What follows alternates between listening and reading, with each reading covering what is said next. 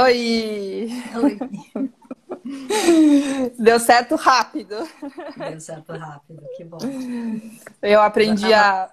tudo preparado aqui. Tudo pronto. Eu aprendi a colocar, fixar o nome da live. A nossa primeira live com o nome fixado.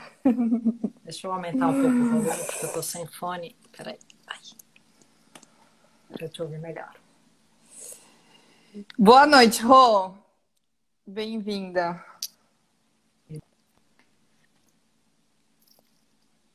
Tá me ouvindo? Tô te ouvindo bem. Você me ouve bem? Ou Agora melhor? sim. Tinha dado uma travada aqui, mas parece que tá ok. Tá. Então vamos lá. Boa noite para todo mundo, bem-vindos todos. Eu sou Ana Beatriz Chamati, a Bia, estou aqui responsável pelas nossas lives e adorando esses papos que a gente tem tido aqui, aprendendo muito neles. E vou apresentar hoje aqui a nossa convidada, que é a Roberta Kovac, psicóloga, mestre em psicologia experimental, em análise do comportamento pela PUC e doutora em psicologia clínica pelo Instituto de Psicologia da USP. É coordenadora acadêmica, supervisora e docente no Paradigma, Centro de Ciências e Tecnologia do Comportamento, onde dirige o grupo de pesquisas em teorias das molduras relacionais aplicada à clínica. É também docente permanente do programa de mestrado profissional em análise do comportamento aplicada no mesmo centro, no Paradigma, e é também docente convidada em diversos cursos de especialização em clínica analítico-comportamental e terapias contextuais em todo o Brasil. E aí, a gente teve o convite aqui para falar hoje sobre mindfulness, estratégias em dias de quarentena com a Rô. Então, para a gente só... Hoje a gente vai ter uma live um pouquinho diferente no sentido de... A gente fez um mini roteirinho aí. A Rô vai contar da experiência dela com mindfulness e fazer aí, contar um pouco da relação com a análise do comportamento, como é que chegou aí. Vamos falar um pouco sobre a quarentena e como é que a gente pode colocar em prática na quarentena e desse período específico. E mais ao final, a gente vai fazer uma prática que a Rô vai guiar para a gente colocar em prática aí uma estratégia, Então, bem-vinda, Rô. Obrigada, Bia. É um prazer estar aqui. Muito legal essa iniciativa sua de organizar essas lives. A gente tem pensado lá no Paradigma como levar o conhecimento que a gente tem, tornar mais disponível, mais acessível nesse momento em que as pessoas estão mais precisando desse conhecimento. E essa iniciativa das lives foi incrível, genial, boa ideia. Que bom, eu Parabéns. fico contente, estou feliz também. Acho que a gente tem esse valor e propósito comum pelo Paradigma. E o pessoal tem pedido as lives, quem não consegue ver pede para assistir. Então, acho que a gente está cumprindo esse propósito, estou feliz também. Muito bom. Eu que Bom. agradeço, então, estar aqui e poder participar.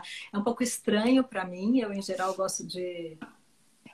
adoro falar e adoro contar o que eu sei, mas no contexto de sala de aula. Confesso que eu estou aqui um pouco assim, usando toda a minha capacidade de mindfulness para levar essa situação com mais leveza, porque é estranho para mim imaginar que não são meus alunos necessariamente que estão vendo. O bom é ver os nominhos subindo aí, ver que vários sim são meus alunos, então É ainda estou gostoso, né? E o pessoal conhecida. manda uma mensagem, estou adorando as lives, a Flávia falou, tem uma galera conhecida, é gostoso que a gente se sente mais em casa.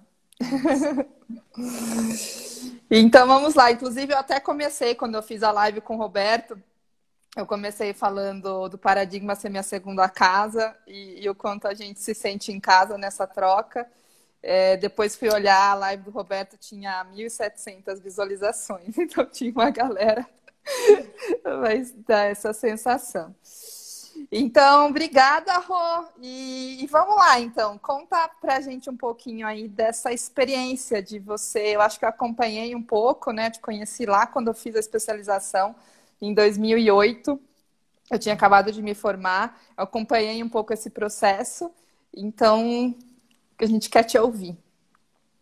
Então, acho que é um bom começo, a gente tinha falado de começar por aí mesmo, porque para quem nos conhece como analistas do comportamento, num primeiro momento, pode soar estranho a gente falar de mindfulness, né? E, no entanto, nos últimos anos, e justamente desde a época que a gente se conhece, o mindfulness entrou na minha vida pela análise do comportamento, né? Ou seja, conheço várias das pessoas que estão aqui no universo das terapias contextuais que chegaram mais próximos da análise do comportamento por conta do mindfulness ou por conta do modelo mais acessível da ACT, por exemplo, né? Mais acessível pelo menos para os cognitivistas de uma maneira geral. Mas para mim foi o caminho contrário, né? Eu cheguei no conhecimento e na prática do mindfulness pela análise do comportamento. Então lá 2008, 2009, antes 2007, quando a gente começou a montar o grupo de estudo de RFT, que hoje é o grupo de pesquisa, e começou a estudar um pouco mais sobre a terapia de aceitação e compromisso, o mindfulness era uma terapia baseada em mindfulness, né? É o subtítulo do segundo livro da ACT. Então, foi por aí que eu comecei a conhecer o que era a prática do mindfulness e sempre com uma sensação de que ao mesmo tempo, e eu acho que isso que foi interessante, nas minhas primeiras práticas, então, se eu bem me lembro, acho que a primeira prática de mindfulness que eu fiz foi num curso, num workshop com o Stephen Hayes que eu fiz, acho que em 2009. E a minha primeira impressão foi como eu consegui fazer, né? Eu ouvindo os comentários ali das pessoas falando: ai, não, é difícil no meu pensamento, minha concentração e tal. E não só eu consegui fazer, como ele tinha feito uma prática focada para alguma sensação do corpo. E eu tive experiências muito interessantes. Eu estava com o joelho bastante machucado desde sempre, eu tenho problemas no joelho.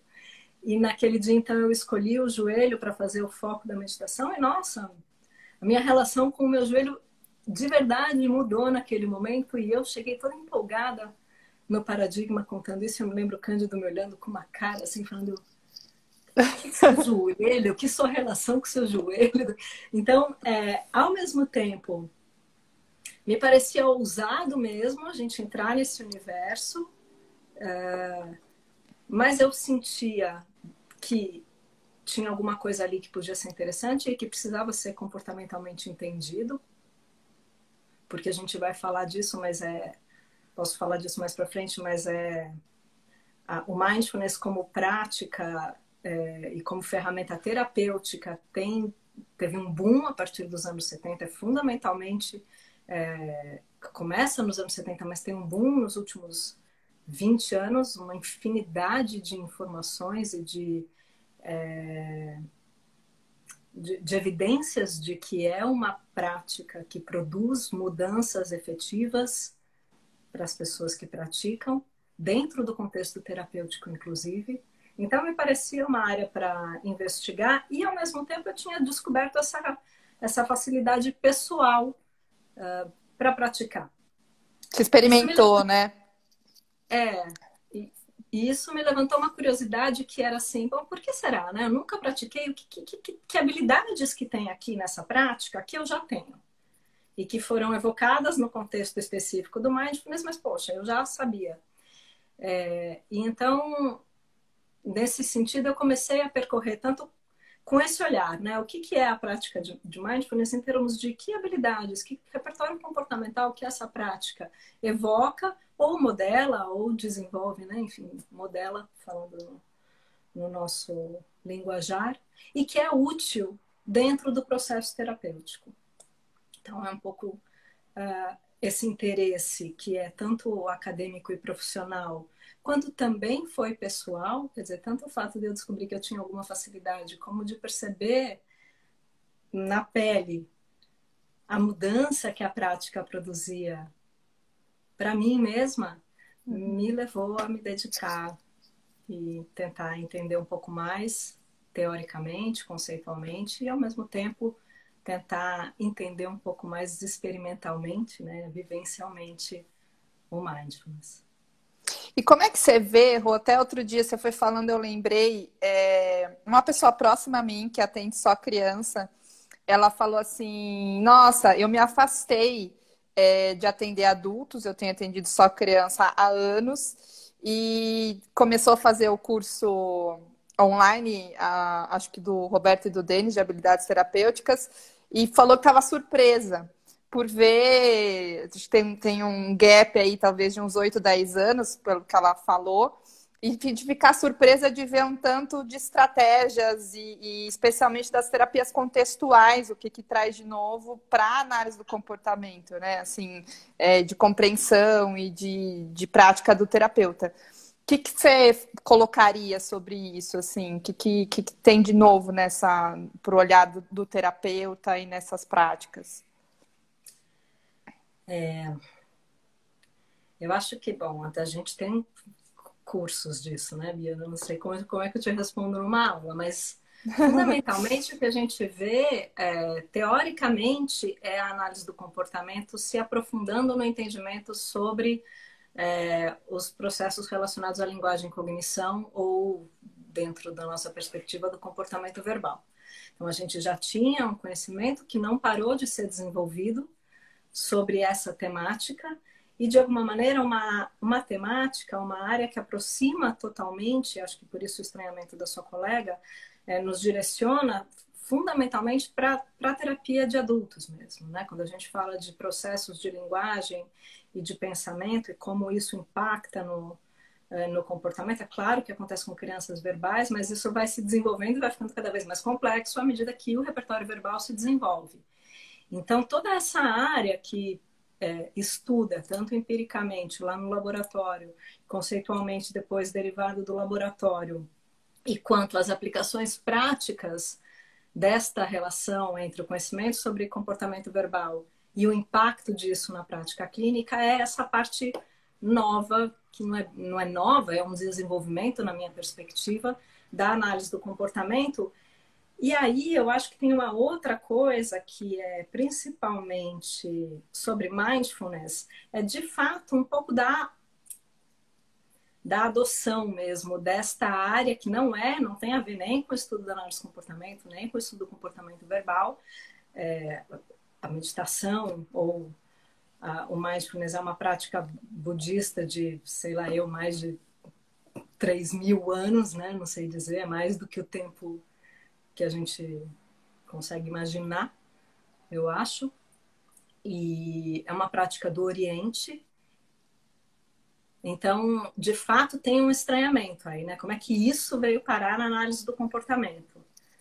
Mas eu acho, e a explicação não é só minha, obviamente, né? Que tem a ver com justamente para que serve essa ferramenta do mindfulness, né? É claro que ela pode ser, e eu quero tomar um cuidado aqui, eu vou falar do mindfulness na perspectiva de uma terapeuta comportamental, né? Se a gente estivesse falando com alguém que seja um praticante, um budista, ou alguém que pratique a meditação num contexto religioso, ou mesmo pessoal mais fora do contexto terapêutico, talvez não concorde com a maneira como eu vou falar sobre o mindfulness, mas eu só posso falar do meu lugar. E aí, nesse lugar de terapeuta, o que a gente observa e estuda e identifica nos estudos é que o mindfulness desenvolve alguns repertórios comportamentais que são fundamentais para lidar com o sofrimento psicológico, né? Por isso que, nesse contexto de pandemia, você está me perguntando sobre o mindfulness, né? Exatamente o tipo de repertório que uma prática desenvolve, uma prática de mindfulness pode modelar e fortalecer, é um repertório comportamental fundamental para nossa possibilidade de lidar com o sofrimento psicológico de uma maneira mais efetiva, mais eficiente para nós mesmos. Então, não é à toa que todas as terapias contextuais ou as terapias de terceira onda incluíram o mindfulness em alguma medida dentro da análise do comportamento, e lá nas terapias cognitivas ela já estava, né? A terapia cognitiva baseada em mindfulness ou terapia de redução do estresse baseada em mindfulness, enfim. Lá dentro do cognitivismo, isso foi por onde o mindfulness entrou na psicologia, e as terapias contextuais enxergaram essa ferramenta e absorveram essa ferramenta dentro da análise do comportamento para ser mais uma alternativa para lidar com o sofrimento psicológico. Certo. E acho legal, né? Você falou assim, não de novo, mas você usou a palavra desenvolvimento, né? Então, como é que se desenvolve mesmo, né? Para chegar aí. Eu vou só antes, a Jo escreveu aqui pra gente que ela só entrou para ver nós duas, porque a minha filha não dorme e ela precisa de muito mindfulness. Mandou um beijo pra gente. Um beijo, Jo. Um beijo. Então, Rô, como é que, assim, eu te trazer um pouco de dados, né, do que você tem aí de conhecimento sobre né, essa atuação aí para o sofrimento humano, né, como é que vai atuar. E nesses dias de quarentena, né? Então, acho que um pouco de dados que você tem e um tanto do que você vê que na nossa rotina, no nosso dia a dia, a gente pode praticar e estar no dia a dia, ter um pouco mais, né, estar presente e desenvolver aí, sofrer um pouco menos em dias de quarentena. Então, Bia, quando a gente tinha falado disso, eu fiz uma rápida busca em 2 ferramentas de busca bem acessíveis para todos nós. Legal.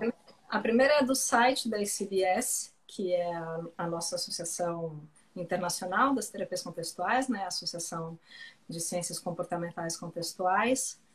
E lá no site da ICBS, colocando a palavra-chave mindfulness, aparecem mais de 2.500 artigos. Uau! Dentro, né, desse nosso nicho que são as terapias ou a ciência comportamental contextual. No Google Academics, uma busca com o termo mindfulness para artigos de 2020 aparecem aproximados 3.000 artigos. 2020. Só 2020. Ou seja, o mindfulness está no mainstream da psicologia. Uhum. Né? Tá de uma maneira muito presente. E aí a gente tem, quando você me pergunta de dados, eu acho que dá para falar de 2 jeitos. Né? Então a gente tem os dados que vêm da área da psicologia baseada em evidência, que procura dentro de um modelo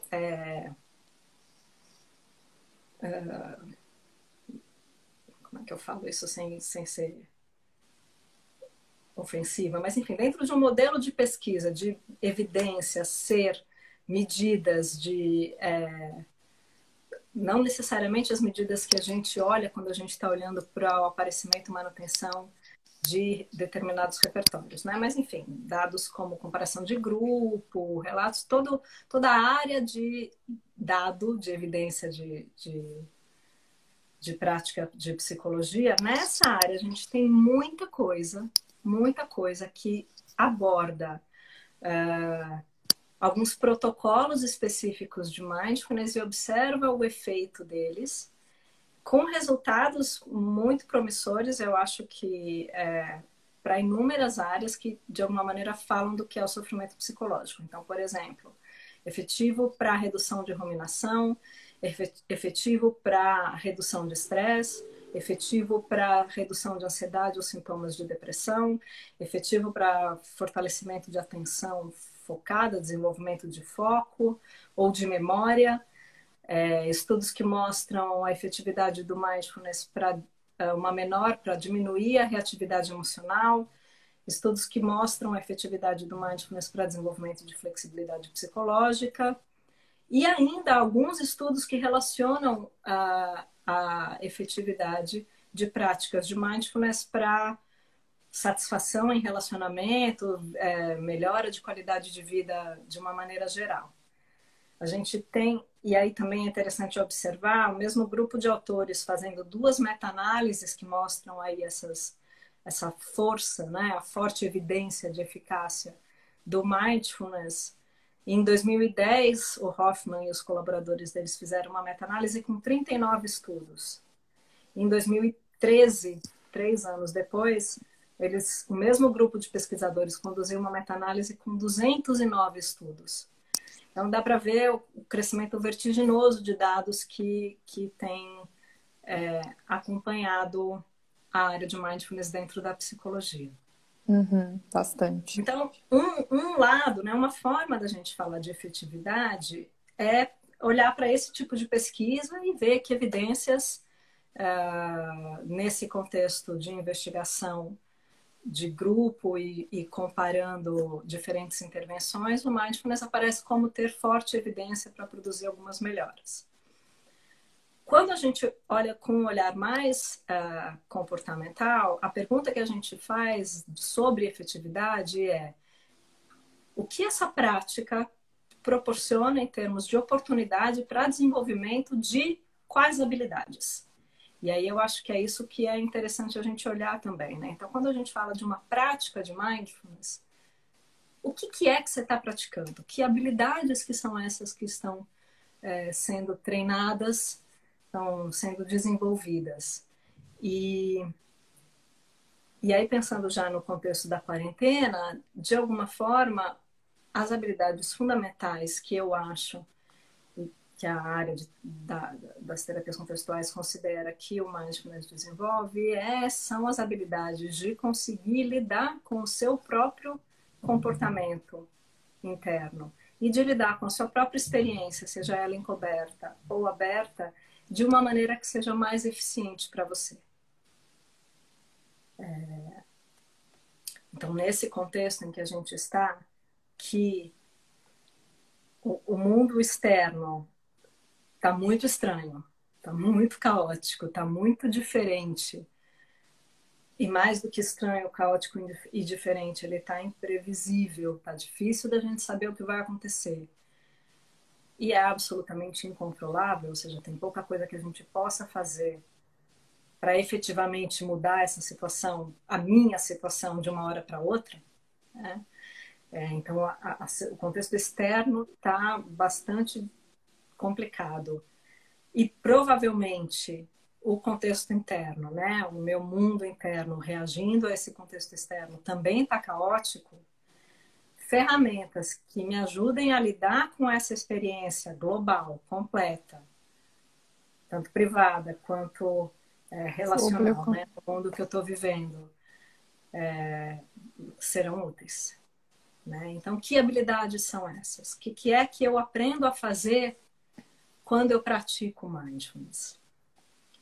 E do meu ponto de vista, o mindfulness é mais uma das ferramentas terapêuticas que a gente usa para desenvolver um repertório comportamental de flexibilidade, de variabilidade, né? A situação mudou, eu não sei o que fazer, eu preciso experimentar alternativas, alternativas que me levem para um propósito, para aquilo que eu espero, que eu planejo, que eu quero para a minha vida, e que as barreiras que me atrapalham nessa busca sejam superadas e identificadas, em primeiro lugar, e então superadas.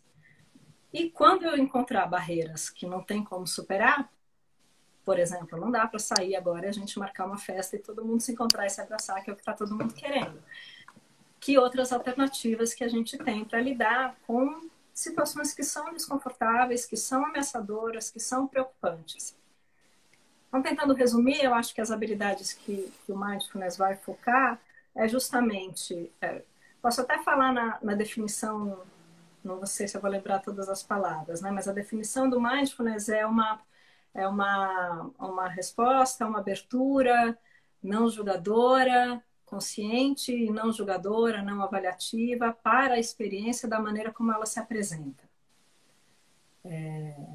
Então, acho que é mais ou menos interessante que o mindfulness é apresentado nos contextos mais tradicionais. E aí, dentro da nossa perspectiva, é a possibilidade de desenvolver algumas respostas que nos permitem lidar com a experiência como um todo. E aí, que respostas? Consciência, para mim, observar, descrever, são respostas fundamentais que a gente treina muito no mindfulness. E aí, incluindo essa parte do sem qualificar, sem julgar. E perceber também que o qualificar e o julgar é um outro comportamento que está acontecendo nesse momento e como eu vou olhar para ele também. Então, de alguma maneira, desenvolver um repertório em que a gente possa sentir o que quer que a gente esteja sentindo, viver o que quer que a gente esteja vivendo, da melhor maneira possível. Acho que eu tentando resumir um pouco isso. Hoje a Yara falou, a gente passou a tarde inteira fazendo treinamento lá para mobilização que a gente está organizando lá no Paradigma. Uhum. E a Yara uma hora falou, nessa situação, enfim, de atendimento lá para os voluntários que a gente vai fazer, você terapeuta, mesmo que você fique muito nervoso, muito agitado, muito ansioso, como é que você sente esse nervoso, sente essa ansiedade e se comporta calmamente para falar com uma pessoa que está precisando da sua ajuda. Então, um pouco, em algumas situações, essa vai ser a habilidade necessária. Né? Como é que eu aprendo a sentir o que eu estou sentindo, mas me comporto de uma maneira que seja mais efetiva para mim. Se for concordante com o que eu estou sentindo, ótimo. E se for discordante com o que eu estou sentindo, mas vai ser útil para mim, é importante. Então, acho que são essas as habilidades que o Mindfulness nos ajuda a desenvolver. Observação, descrição e não avaliação, julgamento, crítica. E observar, inclusive, o que é avaliar, o que é julgar, o que é criticar. Então, é desenvolvimento de autoconsciência. E a gente sabe que autoconsciência e autocontrole são habilidades relacionadas. Né? Para poder controlar, eu preciso conhecer as variáveis que estão impactando sobre o meu comportamento. Então, de alguma maneira, eu diria, em outras palavras, o Mindfulness é uma ferramenta de autoconhecimento também. Rô, eu lembro, você foi falando e eu lembrei que eu li uma vez, eu estava lendo sobre, era terapias contextuais e falava sobre a mudança ser irmã da aceitação. Uhum. E aí, né, a gente está num momento que a gente tem que aceitar, né, o que está acontecendo no mundo, não poder sair. E, enfim, queria te ouvir um pouco sobre, né, sobre a mudança e aceitação, tudo que você descreveu, né, de observar e descrever e essa autorregulação, né, emocional, para esse momento, assim, como é que você olha, né, para essa relação de mudança e aceitação? É isso, né? A gente está num contexto de muita mudança. A vida de todo mundo mudou de alguma forma. Não dá para dizer. Quem está trabalhando num contexto de risco. Quem não está trabalhando abriu mão e perdeu um monte de coisas. Todo mundo vai enfrentar. Se ainda não está enfrentando, a gente sabe que vai enfrentar uma situação financeira difícil, mais ou menos, a depender de cada um, mas o país e o mundo como um todo vai estar enfrentando essa crise. Então, mudou, né? Acho que não tem ninguém que vai dizer, não, para mim não mudou nada, né? Se alguém está nessa perspectiva, não está entendendo direito o que está acontecendo, né? Mudou e vai mudar ainda mais para todo mundo. E a gente sabe como é difícil psicologicamente lidar com mudanças, né? Mas mudanças implica desconhecido. E a gente busca se apegar naquilo que a gente conhece. E eu acabei de falar agora há pouco, né? A autoconsciência ajuda no autocontrole, porque a gente precisa conhecer as variáveis. E nesse momento a gente tem muita dificuldade de prever, inclusive, o que vai acontecer, porque ainda que a gente conheça muitas das variáveis, tem uma infinidade que a gente não conhece, e são variáveis tão complexas que pequenas alterações nelas produzem efeitos drásticos diferentes e a gente não tem como prever o que vai acontecer. Então, de alguma forma, essa situação que a gente está vivendo, ela só explicita, escancara uma realidade da nossa experiência que a gente tenta nos ocultar para viver como se tudo tivesse normal, que eu tenho controle de todas as mudanças e eu escolho para onde a minha vida vai mudar. E quando eu não escolho, eu sofro. É mais ou menos assim que a gente experimenta a vida, né? E é exatamente essa situação que a gente está agora. Eu não escolhi essa mudança, e então eu sofro. Mas o outro desenho anterior, né? Eu controlo, eu escolho as mudanças, ele também é artificial. Né? A gente tenta se apoiar nas Sim. nossas certezas, nas nossas ilusões de certeza, para tocar a vida. E, obviamente, isso é útil. Né? Se a gente viver a cada dia como se eu não sei o que vai acontecer amanhã, a vida fica um pouco mais complicada. Mas, efetivamente, a gente não sabe o que vai acontecer amanhã. Mesmo. E a gente não se dá conta disso. Então, a prática do mindfulness nos ajuda a observar basicamente isso. Já que eu não sei o que vai acontecer amanhã, deixa eu ver o que tem aqui agora. Como é que está agora? Como é que eu estou agora? Né? Ela traz um pouco para essa realidade, essa realização mesmo, essa realização no sentido de experiência aqui e agora. Já que eu não tenho certeza do amanhã, como é que eu estou agora? Um pouco isso que eu acho que o mindfulness pode ajudar nesse momento de incerteza e, obviamente, está implícito no que eu estou dizendo, em todos os momentos. Né? Uhum. Não só nesse de incerteza, mas, obviamente, aqui isso é muito útil. Uhum. Tá. Todo sentido. Pensando agora aqui no dia a dia, assim, Rô, você, antes da gente entrar aí na nossa prática, para fazermos todos juntos, que você direcionaria, assim, né? Que a gente pode fazer no dia a dia? A gente tem, eu acho que é importante a gente pensar no mindfulness como qualquer contexto de aprendizagem é um processo. Né? Por isso que a gente chama de prática. Como qualquer contexto de aprendizagem, quando a gente tem um repertório, uma habilidade, um comportamento a ser fortalecido, modelado e ampliado, ele precisa de uma repetição de contexto. Então, alguns contextos são formais, são direcionados. O que a gente vai fazer hoje é uma prática guiada, mas a habilidade de mindfulness, ela pode ser desenvolvida em diferentes contextos. Porque a gente está chamando de habilidade de mindfulness, mas o que eu estou me dizendo é a nossa capacidade de aprender a observar e a descrever, sem se amarrar em julgamentos, observar os próprios julgamentos como pensamentos e observar o fluxo da nossa experiência tal como ele acontece, sem querer mudar num primeiro momento, simplesmente aprender a observar pode acontecer em diferentes contextos. Então, a gente tem, por exemplo, agora nesse período de quarentena, inúmeras pessoas que estão oferecendo práticas de mindfulness guiadas, desde o Kabat-Zinn, que é o cara que trouxe lá a adaptação do protocolo de 8 semanas lá nos anos 70 e 80 para TCC do Mindfulness. Ele está fazendo uma prática diária às 3 da tarde. Você que me contou, né, Bia? E eu assisti. Sim. E é muito bacana, porque gente do mundo inteiro lá fazendo a prática e depois trazendo suas questões.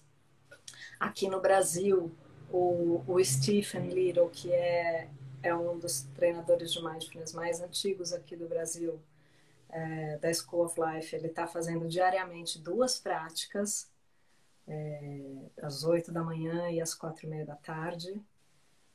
E além dessas pessoas experientes que estão conduzindo práticas, infinitos aplicativos disso, né? Eu tenho acho que é só importante a gente entender, então, que é isso, né? Diferentes contextos para desenvolver esse repertório estão aparecendo nesses momentos. Tem os aplicativos, tem as práticas nas lives do Instagram, mas acho que a gente pode estar atento também ao nosso dia a dia e observar como no nosso dia a dia esse repertório pode aparecer.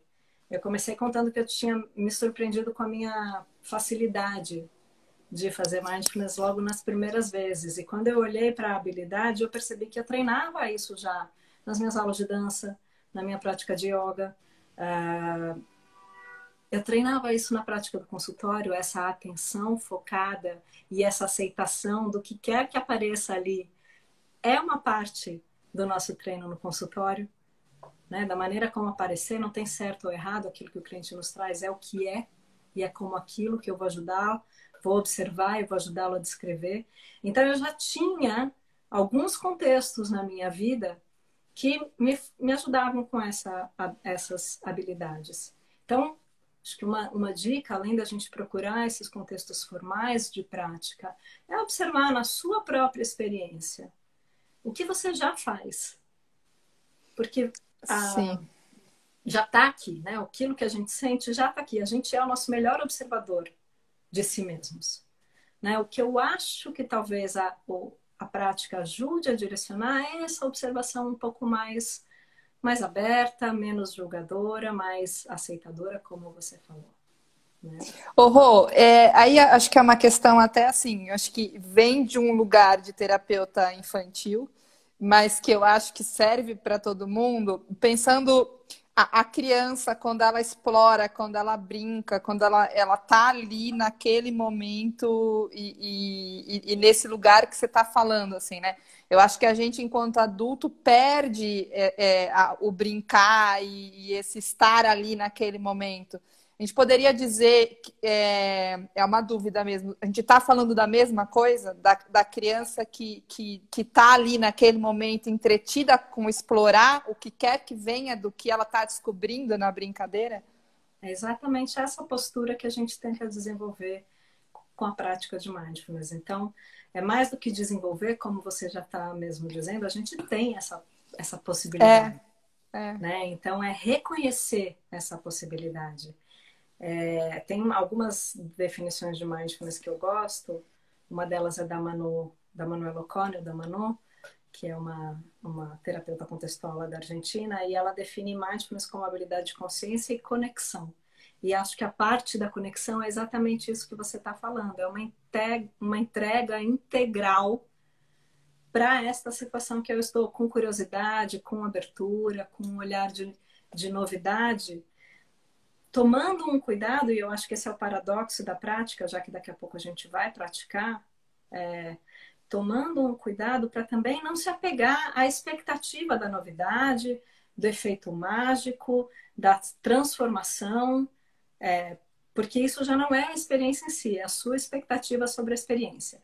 E é isso que a gente faz como adultos, né? A gente começa a interferir a nossa própria experiência com o que deveria ser, o que eu acho que é o certo, o que eu aprendi que era o melhor, o que o meu professor falou que eu tinha que fazer, o que o mundo espera de mim, o que eu mesmo estou pensando sobre mim mesmo, ou seja, todas essas interferências que são da ordem da complexidade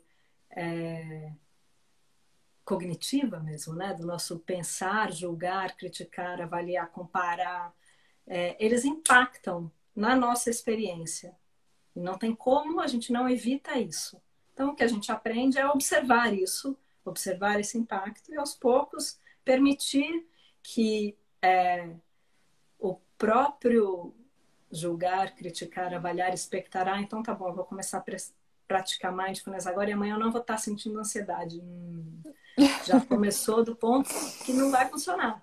Uhum. Porque a própria prática é se observar e se sentir ansiedade for o que está acontecendo, é isso que a gente vai observar.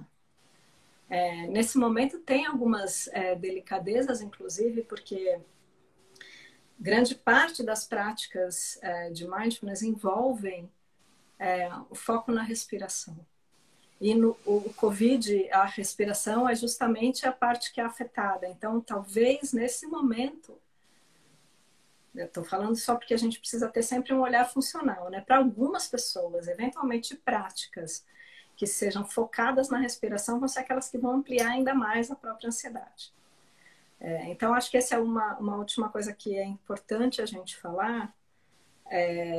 Acho que são duas que eu estou tentando falar aqui. Uma é a expectativa. Né? Então, puxa, tem todos esses dados de efetividade, está todo mundo falando para praticar mindfulness.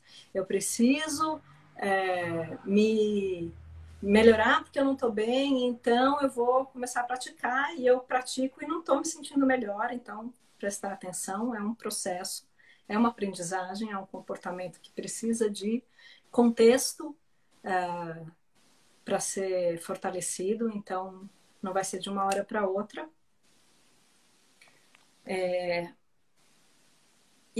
Além da gente cuidar da expectativa, também observar que existem outras formas, outros meios, outros caminhos de ficar mais consciente, mais aberto à sua própria experiência.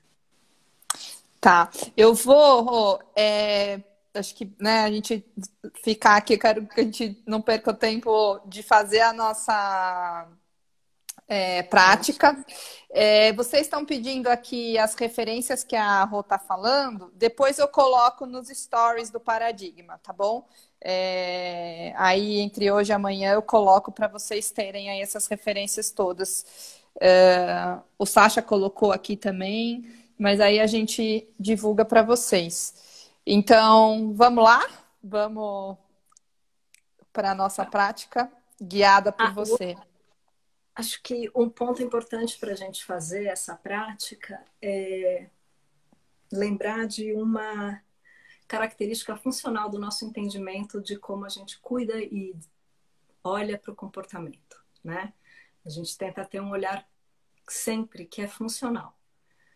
Então, esta prática que eu vou guiar para vocês é uma possibilidade e é muito fácil a gente se apegar. Eu vou falar nos nossos termos, depois, Bia, você me ajuda a falar para uma audiência mais generalista aí, mas é muito fácil a gente se apegar à topografia da prática. Né? Então, a forma, não tem topografia certa, eu acho que é importante vocês estarem atentos a isso. E eu vou trabalhar com uma topografia possível. O Kleberson aqui, ele até escreveu, esse olhar funcional ajuda para manejar o uso do mindfulness como esquiva, para não ter, enfim, para ter... Exatamente. Né? A gente pode, inclusive no próprio nome de algumas das terapias que usam mindfulness, por exemplo, mindfulness para diminuição do estresse, no próprio nome já traz a função de esquiva. Por isso que eu gosto de falar interessante com esse foco na construção ou no fortalecimento do repertório de autoobservação, de autoconsciência, de conexão. E é isso, não é para se livrar de nada, é para aprender mais coisas. Esse é o nosso objetivo aqui. Maravilhoso. Então, isso. com todo esse contexto, se vocês estiverem dispostos a experimentar uma prática, eu convido vocês então a buscar uma posição confortável, uma posição que seja mais confortável possível, e cada um tentar encontrar o seu próprio lugar para praticar agora. E esse é um convite já para você registrar desde esse momento que a posição que você escolhe para fazer essa prática te permite já explorar por que eu escolhi essa posição. Estou sentado, observe se você está com as costas apoiadas ou não. E qual postura facilita a sua observação? Se estão de olhos fechados ou se preferem ficar com os olhos abertos, relaxados, olhando para algum ponto fixo. Buscando desde já a consciência e a atenção em você, se preparando para essa prática. Em você se dando esse momento de pausa e de tempo para investigar, para olhar para você mesmo.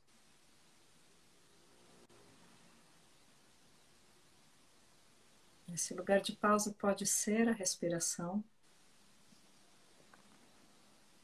Então procure se dar conta verdadeiramente de que você está respirando.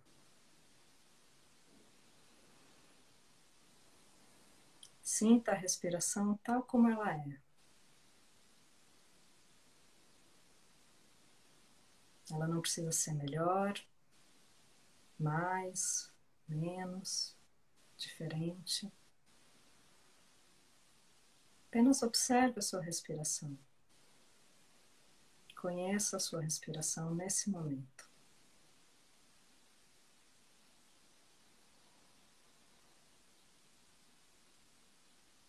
Sinta a sua respiração.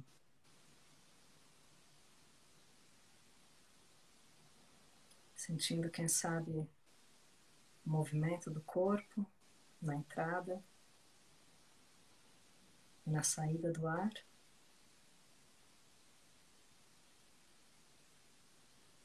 Ou sensações de toque do ar quando entra no nariz.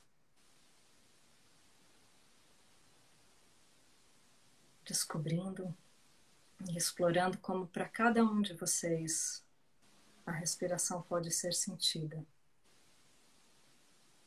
momento a momento.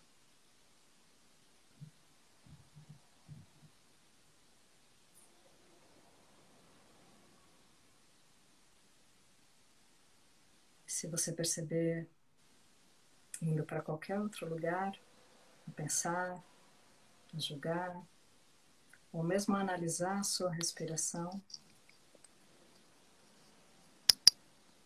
quando você notar isso, essa é uma oportunidade de suavemente voltar e observar e sentir a sua respiração.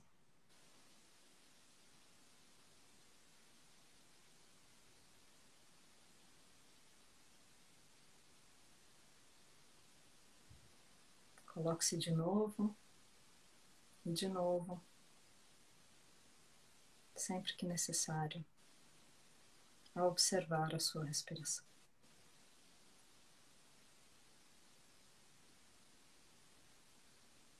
Não é necessário nenhum esforço adicional. Observe que a respiração se faz sozinha.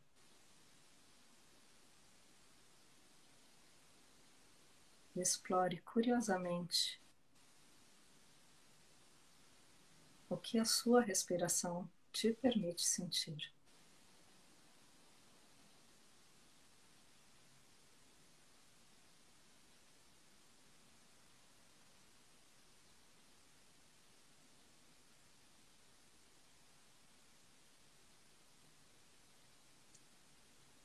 Agora, abrindo um pouquinho mais a sua atenção e a sua consciência para reconhecer, além da respiração, que outras sensações estão presentes no seu corpo nesse momento. Explorando, cultivando a curiosidade. Procure observar todas as sensações que você pode perceber nesse momento.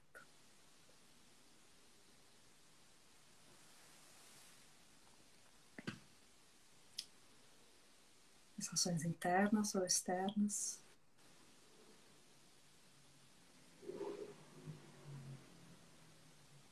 Tudo que aparece para ser sentido no seu corpo. E registrando as suas reações que podem surgir. Gosto, não gosto dessa sensação.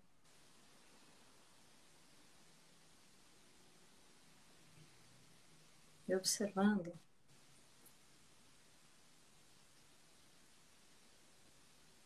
que esse gostar ou não gostar é mais uma parte da sua experiência que aparece.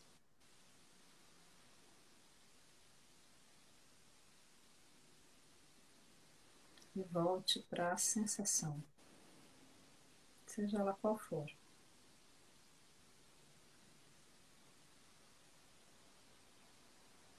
Algum incômodo, alguma sensação prazerosa.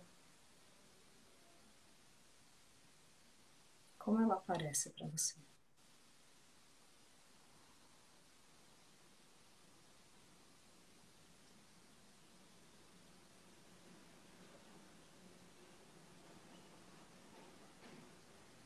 com essa qualidade de consciência que estamos cultivando nesse momento, vamos mais uma vez ampliar um pouco mais a nossa consciência.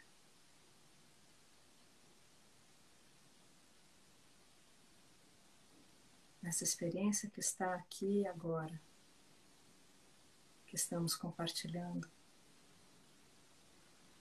além da respiração, das sensações no corpo, o que mais você consegue observar, registrar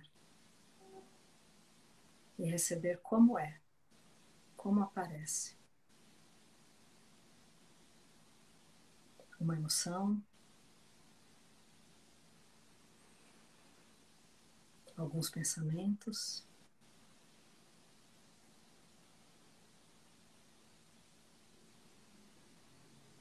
observe o fluxo de todos os aspectos dessa sua experiência imediata, com curiosidade. Observe o todo da experiência, como ela se oferece agora para você.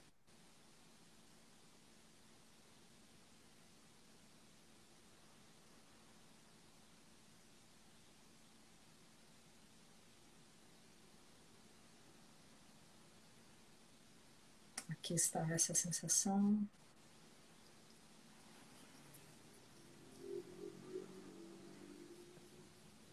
Essa emoção.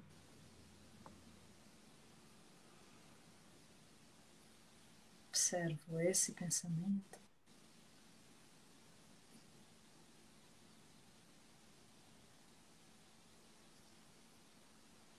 Conhecendo aos poucos o seu olhar para cada parte da sua experiência.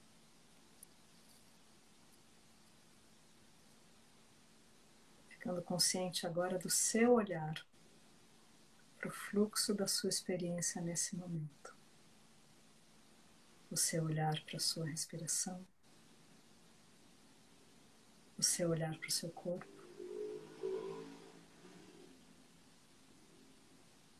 Consciente de quem está agora observando o fluxo da sua experiência.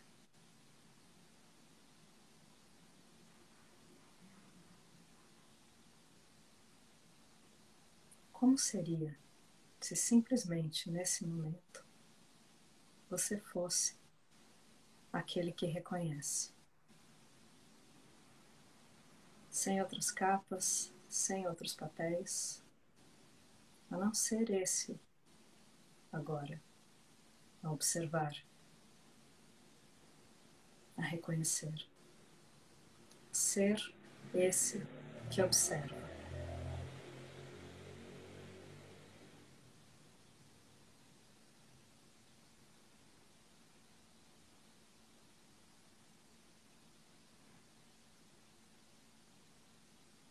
Mantendo essa conexão com o que está acontecendo com você, comece a fazer pequenos movimentos, consciente de cada um deles, aos poucos ampliando ainda mais a sua atenção para toda a sua experiência, incluindo agora mais claramente o mundo exterior.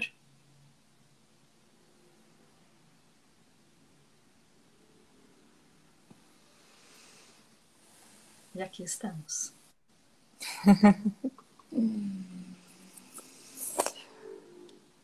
Como é que Tive você... várias impressões? Observe. Parte desse exercício é agora se perguntar e continuar observando. O que eu descobri? O que eu observei? O que eu notei? E aproveitar isso para saber de você. A gente tem aqui 3, 4 minutos. O Instagram, a hora que dá 1 hora, ele cai. Vocês puderem falar um pouquinho aí, né, pra gente, eu vou dividir aqui um pouco a minha experiência. Algumas coisas, assim, eu senti o cheiro da Bali, que ela tá toda cheirosa. A sua voz é gostoso de escutar e guiar. Teve um momento que eu me senti descalça E é esse lugar de eu comecei, nossa, porque eu estou em quarentena, eu estou tão descalça assim. Aí eu fui parar em Bali, porque em Bali eu só ficava descalça. E aí esse ir e o voltar, assim, uma experiência dessas sensações gostoso, né? Acho que estar e voltar para esse momento, assim, enfim, acho que é difícil ao mesmo tempo gostoso. O pessoal está escrevendo aqui. Aqui está chovendo, me conectei com a chuva e com a respiração. Obrigada, experiência fantástica. Acho que é isso. E eu acho que, obviamente, eu tentei essa prática que a gente fez, ela é uma que procura, ela é ampla o suficiente para desenvolver diversas pequenas habilidades, né? A primeira, mais óbvia, é de observar o que acontece na experiência. Mas ela tem uma proposta que é difícil, mas que é fundamental, que é observar, é a consciência de que você é essa pessoa que observa. E essa pessoa, ela pode estar desconectada, inclusive, da experiência dolorosa que você está vivendo nesse momento. Esse é o lugar mais especial que a prática pode nos ajudar a desenvolver, né? É um observador tão capaz que eu posso observar a minha própria experiência e observar a dor ali e saber que eu observo a minha própria dor.